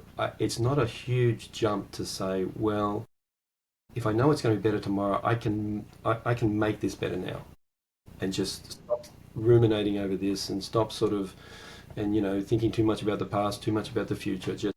There's a great thing I heard a little while ago, which is trying to think your way out of a mental rabbit hole is like trying to sniff your way out of a cocaine addiction. You can't think your way into a new way of acting, but you can act your way into a new way of thinking. Yeah, like, absolutely. We spoke about this on our call earlier in the week around, like, I maximise my pity party to a couple of hours. Yeah. And then I need to start getting into solution mode. I need to get out of that victim mentality and start grabbing hold of the steering wheel so that I can begin to act my way forward into a new way of thinking. Otherwise, I'm just going to catastrophize in this mental storm of victimhood. Yeah, probably the most unpleasant thing, if you want to have some post-traumatic stress, I represented our union as a fire brigade fire behaviour expert in terms of some industrial things that were happening, and I won't go into details. But so suddenly, and it was during COVID, so it was sort of like this online, and we had a judge, an industrial judge, and a barrister representing the organisation, and I was in a sense of an expert that could be used by both parties and so on, and I was sort of talking about fire behaviour and so on. And the barrister, she was doing her job, and that was to discredit me. And this went for 5 hours. And I remember it was the worst 5 hours of my life. And I remember it at the end of it, because I wasn't as prepared as I should have been, I would probably say. And at the end of it, I remember I'm just fending her off, and half of my brain is sort of, this must end soon. It has to end. It's like, it'd be like getting waterboarded. They've got to run out of water eventually, right? Yeah. And time has to pass. It just has to pass. And she can't do this indefinitely. And so one half of my brain's in my happy place, the other part is just fending her off. And then it ended like it was always going to, right? And that was my best stoicism. I was so proud of it that I could just sort of make that realization that time will pass. Yeah. But anyway, so that was 5 hours, and it was a struggle. Yeah. I can imagine myself in 1 week laughing about this and going, well, Jesus Christ, I laughed. That was fucking terrible. I laughed straight away because the judge then turns to me and says, "Thank you very much, Mr. McDonough. I know this can be tough and blah, blah, blah." And I said, thank you. I said, I've seen a lot of things in my job over the last 38 years, and some of the things I described that are important to us and the safety of firefighters, I've seen and experienced, and I teach other guys to understand them. And I said, but nothing has been worse than what she just did. And I sort of said it in a way that it was a gag, and everyone sort of had a bit of a joke about it. She did doing a job, and he had a laugh, I had a laugh. But I'm thinking inside, I am deadly serious. Yeah. Is there also a recency bias as well, isn't there, when something catastrophic or something traumatic happens right now? Day, but it was interesting, and apparently But then when you think back to past relationships that have gone well or not gone well, in those moments you thought it was the worst thing that has ever happened to you, and now you can look back at it and go, absolutely. Yeah, I mean, I think it was pretty dark and there was some rough days, but hey, you can I'm actually happy now. You can sort of apply that to a fire as well, and all you can do is prepare. And when the game starts, it's just gonna pan out, and we might lose this one, we might have a good outcome. If we don't, we're going to prepare better next time. And I think that to me, in some ways, I'm quite stoic at fires as well. That if we don't do as well as we wanted to, it's because we haven't prepared well. It wasn't because it was a bad fire. It wasn't because we had, did the wrong things in a sense. It just showed that we weren't well enough prepared. It's interesting. We have a standard hose lay that, once again, a system that I would have liked to have told my younger self that we run a 70 at everything, right? A 70 at everything. And then we make a decision, do we just use a 70? Now, most of the time we're going to go, no, we're going to split it and we're just going to bag a 38 off that, right? And that's whether it's... And then the second arriving has got an attachment point, and normally that's done for a residence. And we can flow sort of nearly 500 litres out of both of those. And the third thing is we're going to do it even if it's a waste paper bin. Because that's the practice, right? And you're never going to get a better practice than that. So that's non-negotiable. That's laid at everything. But we still have problems where I can have some great outcomes. I'll send an email out, the last 10 fires we had, we did this and that, it's really good. And then some of your best guys, they'll break your heart at the next fire, and you'll rock up and there's just the flake 38, and the fire's out because that's all it needed was a flake 38. And I go, and I just have to say it. I say that's not what we planned. Where's the 70? It's not what we agreed we would do. And you see them sort of, the head drops and all that sort of stuff. And then so that sort of happened a couple of weeks ago. Then we had a second alarm fire at, and the house was going. And I get there and there's 3 70s laid with 6 38s running off them. And they're all looking at me going, look, like, hello. So, but it'd be so easy to just say that was good enough. And that put it out. But it wasn't what we agreed on. And that's the compliance I'm talking about. I had another fire back in my old zone, and once again they were the gun crew. And so imagine this fire. It's a kitchen manufacturing place, but a local type of one. It's not a huge one, but maybe it's 50 meters by 20 meters building, open with all the timber and the kitchen making machines. I fire load in them. Yes, and he had a big boat in there as well, so they were doing quite well. So Okay. the alarm companies rang him and said the movement sensors have gone off. He's basically said, well, I'm not going. It could be a robber or something, right? You guys deal with it. Yeah. Then they rang him back straight away and said, the power's gone down. So he's going, oh, well, I better go. So he goes there and finds that he's got a fire. He goes in the man door next to the roller shutter door, and there's a fire, a growing fire. So he rings 000, and then he looks at his boat and says, I'm going to pull my boat out, and at least we'll save that. But because the power's down, he has to open the roller shutter door, right? And it drops off the runner. So it stops at about. So he's frantic. So he gets a forklift and tries to force it up. And this is when our guys at the first station arrives. So they've seen this guy in there in the smoke. He moves in, sees the guy, eyeballs the fire, pattern recognition against previous fires. Probably the busiest fire station in Sydney, I would say, 62 station. This guy's no bunny, right? He's eyeballed that. He's taken the guy out, and then he's got the attack 38 and he's put the fire out. And I've arrived and I've had a fantastic job. I said, this is spinning the dice to say whether this place burns down. We really, your window was like this and you guys nailed it. And I said, but you didn't run the 70. That's not what we did. And I felt like a dick saying it. I could see him just, and then I said, but you had a great outcome, but that's not the way we got that outcome. You missed the opportunity to practice that lay. And he got it. And he straightened up and said, right. And so there's a classic example of a great outcome, but they failed in the implementation. And if we didn't have a different implementation, they would fail sometimes and win sometimes, fail sometimes and win sometimes. And I think we just get used to doing that. We just, it can be a extinguisher, a first aid reel, a 38 or a 70. You've got all those options. And you're going to reinvent it every time you arrive. Whereas we just have a system that says we're going to run hose where we can flow maximum. And if we don't, we drop back to the next level and we run 38s. We can still throw some decent water. And we're going to do it every time to practice. And guys go, that's good. You've just taken away all the stress and anxiety of deciding which fall we were going to use, right? Or defaulting to just the easiest one. But then you find out that system is the easiest one out anyway because it's the one we practice all the time, right? So there's an example of a system. I never had a system as a young firefighter.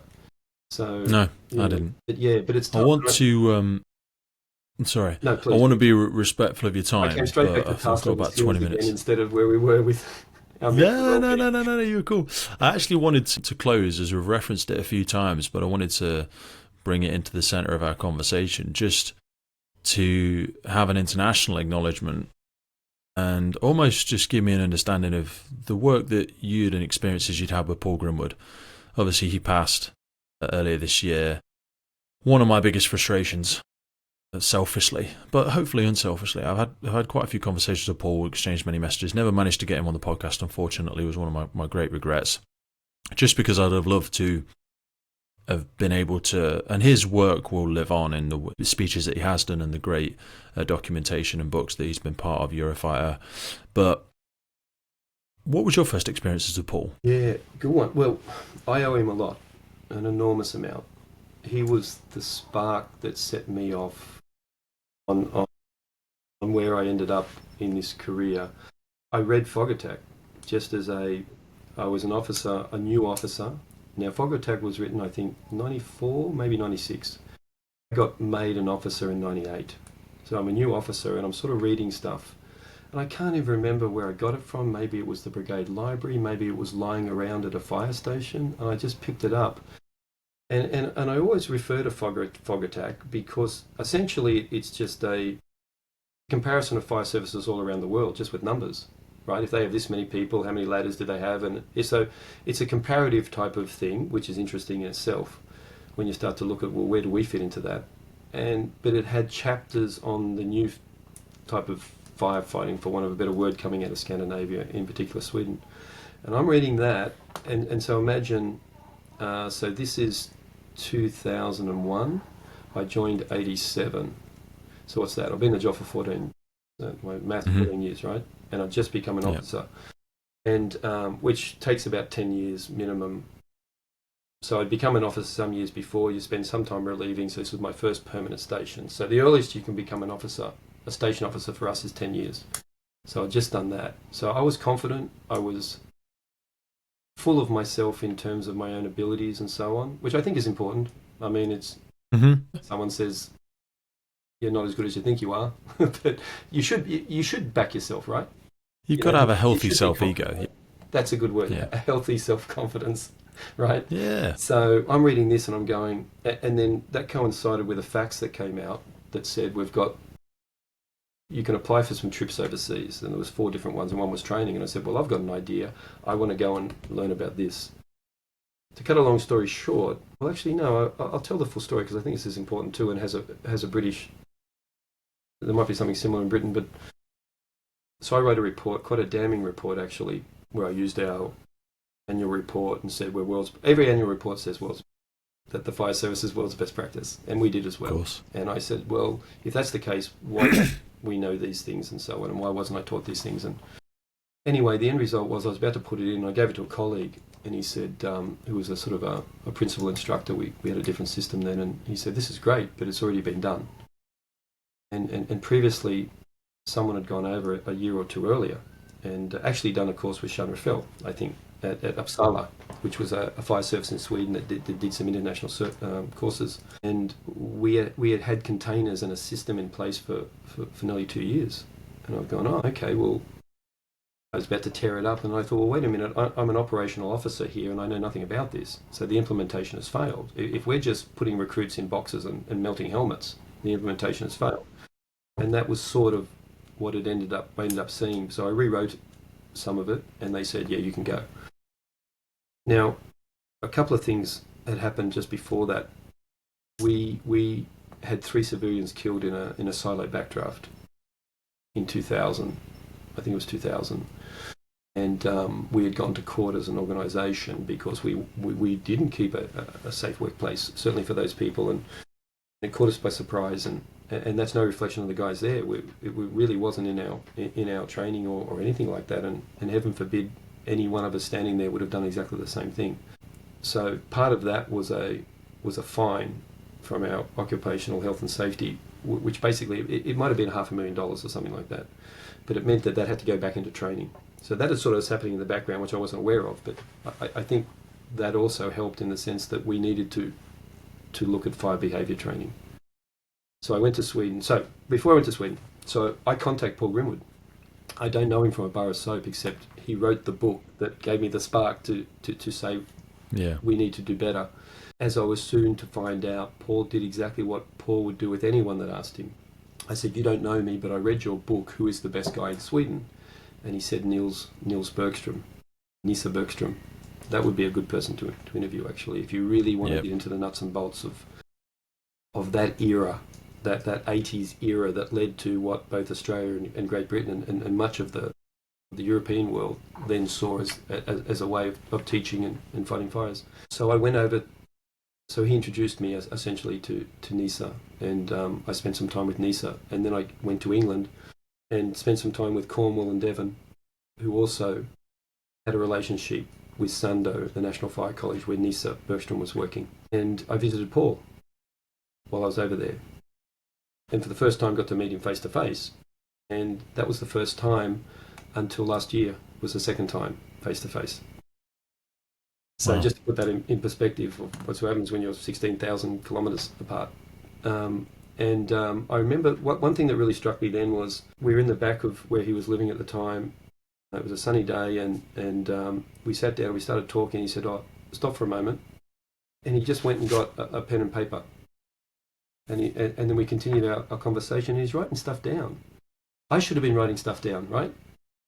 And this was the measure of the man that constantly learning and looking always making notes, brother. Yes, there you go. I'm always making notes. I've got pads full of notes around here, many of which I'll perhaps never look at. Yeah. But it struck me at the time that he was the guru for me, and here he was thinking that I might say something that was knowledgeable and important enough to write down. And that just struck me incredibly at the time. I went my separate way. We kept in contact. It really was the start of the world opening up and being a small place in terms of email. And now we're doing this, right? So And in 2005, he invited myself, Sean, and Ed Harton. Gee, talk to Ed Harton too. There's another name if you haven't thought Ed Harton. And a masterful educator and writer. And I would say the same for Paul. And he invited to write 3D Firefighting with the 4 authors. And of course I was flabbergasted that, with where I was in my career and so on. And so, but that was the nature of the guy. And over the next 20 years, more than 20 years, constantly there as a sounding board. It was the email I wrote to him that I think we've invented the Mark I short pulsing robot. What do you think? And all of that sort of stuff. But in many ways, like I said, that initial meeting didn't catch up with Paul again. No, I did. In Belgium in 2016, the IFIW Paul attended. So that would have been the second time face-to-face with Paul, apart from this just a normal correspondence. And then more recently, the correspondence would be messenger. One of us might be reacting to something and then counter-reacting online and then taking it privately and having more discussions. And I've got to say, some of them were extremely robust. Extremely robust. And I think you can only have that with someone you respect enormously and who respects you enormously, that you want it to be extremely robust. Tell me I'm wrong. Break what I'm trying to say. Break it. Yeah, I love that. I always say, poke my opinion. It might be made of paper. Yeah. Maybe your finger will go right through it. Yeah, because we struggle with this element of debate, don't we? Like, I love to have a debate with people, but people think you're arguing. We're not arguing, we're having a debate. Yeah, that's right. And if you're not willing to do that, you don't care enough about what you think is right. So, and sometimes I probably care too much about what other people think and whether I'm right or wrong. But in some ways, I don't really care what people think, but I'll defend what I think. And sometimes I probably hold on to things longer than I should, but I care enough about them that I will argue till I'm blue in the face in some cases. Yeah, I want to, because I want to believe in whatever. I want to have strong views weakly held. And what I mean by that is I want to have such a strong, passionate view, but if you can take it down to the granularity and mathematically and chemically and physically prove to me why it's wrong, then I'll let go of it and then I'll move on. But I want you should be able to explain your rationale in 7-year-old language. Because if you can do that, and this is what great academics can do, they understand their subject matter so well, they can explain it to a child. It's the job of an instructor to take some complexity and make it, and I hate the word simple, but the bottom line is, and make it simple enough that we can use it quickly when we're under stress and duress, right? And that's a fire, right? But I mean, I have many faults, but certainly one of them is that I probably don't hold them weakly enough. What did you say? Well, strong views weakly held. Well, I have strong views. Like I put things forward really passionately. I become a master generalist at times. So I'll read a lot of stuff and then I take away 20% of it and I'll say, John, I read this thing about ABC and XYZ. And I'll put a lot behind it because then I want you to come back and demonstrate to me why it's wrong. But I can tell because if you don't... Yeah, but getting back to Paul, we could have those discussions because I always saw Paul as having some pushing hard in the opposite directions sometimes because he felt it necessary. Like, if guys are using first aid reels too much and that became the CFBT model of single containers with first aid reels, that's a problem. That was never a problem for us because we were flowing nearly 500 litres per second out of 38s. Now, you could argue that 38 is too small as well. But to go from first aid reels and say you should be using 52, I would push back and say, well, I think 38 is a better option for that. But I could see what Paul was trying to say, that, let's push far this way and get something here, or,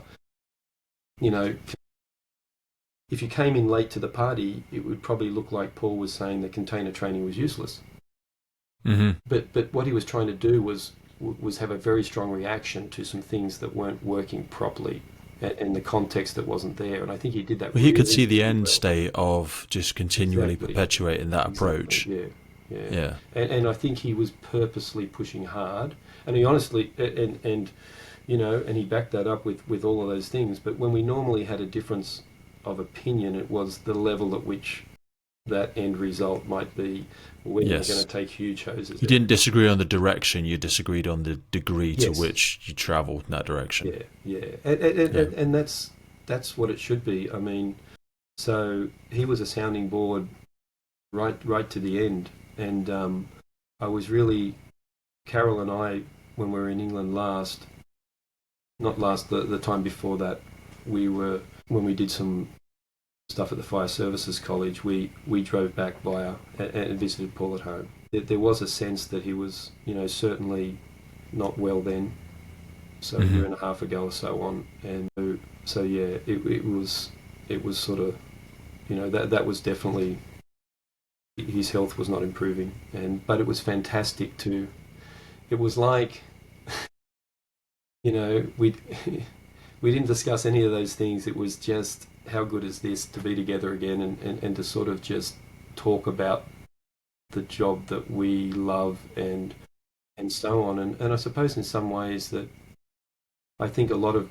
British firefighters probably don't realise enough about who Paul was.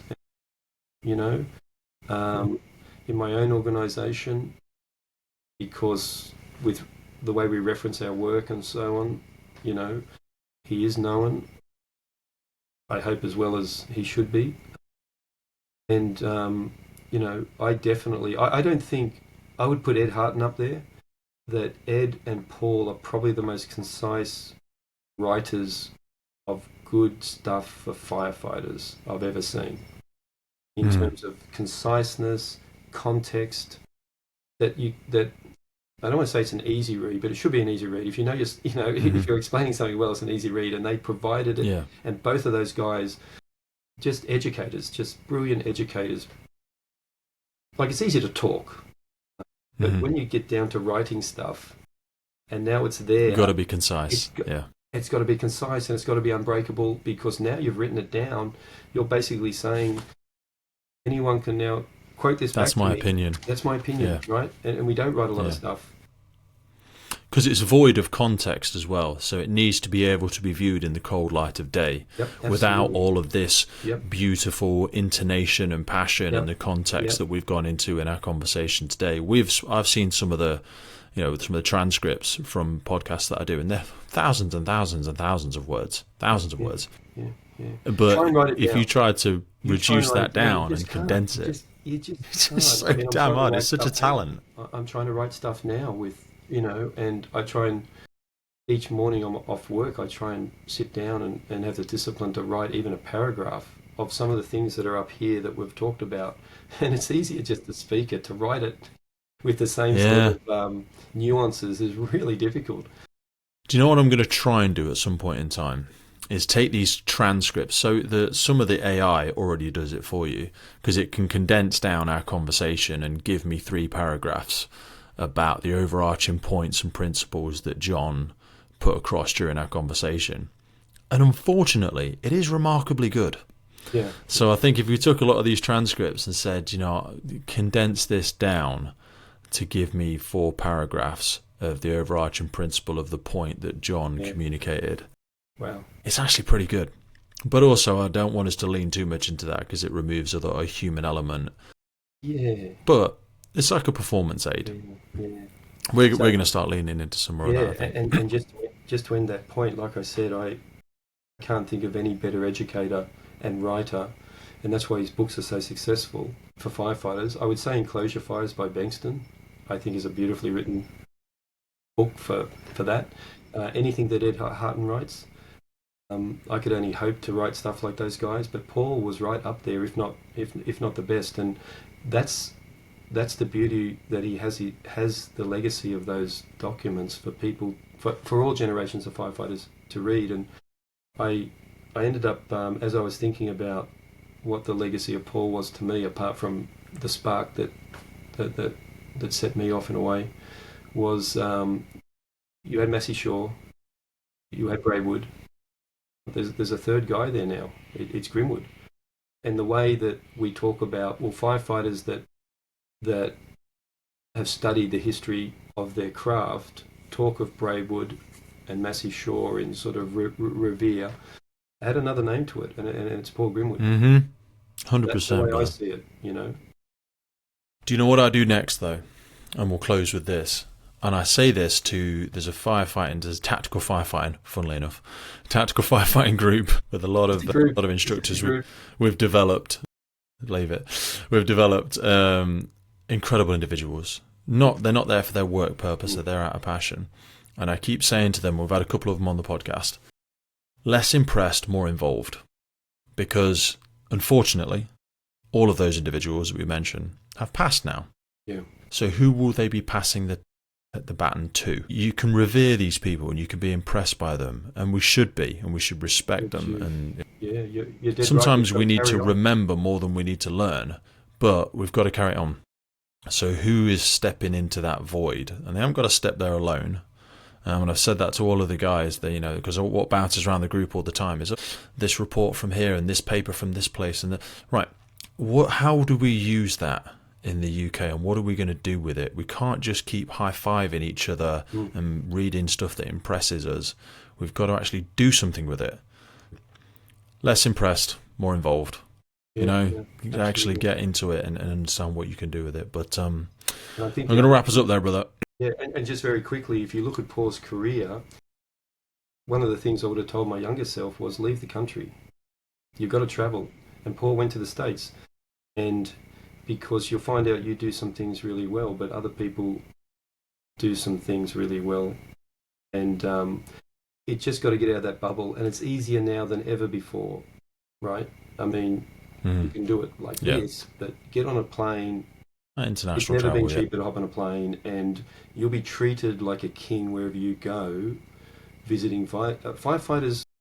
Whenever you visit firefighters or they come to you, you know how you treat them. You know what I mean? It's a huge family, and you can learn so much. And even if you learn nothing, you're out of your bubble. And I think Paul was probably one of, I don't say the first, but certainly it wasn't that easy to do that back in the 70s.